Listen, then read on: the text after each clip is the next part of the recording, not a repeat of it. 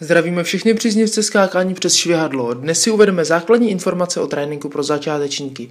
Najdete nás také na naší facebookové stránce, jak můžete vidět. Nyní uvidíte základní skoky přes švihadlo, které byste měli zařadit do svého tréninku.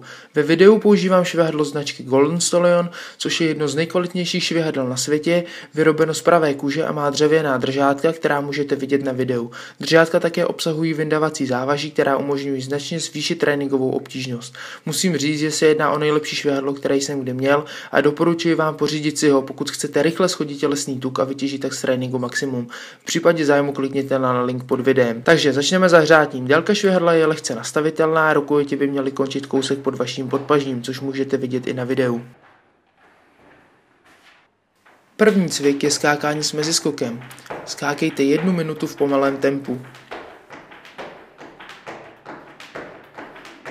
Následuje přechod na skákání bez meziskoků, točte tedy rychleji po dobu 30 sekund. Dalším cvikem v zahřívací sérii jsou jumping jacks, nohy jdou tedy od těla a zpět k tělu a cvičení trvá opět 30 sekund.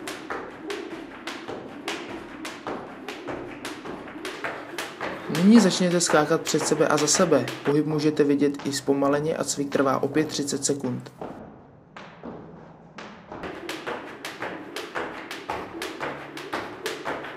Následuje zakopávání po dobu dalších 30 sekund.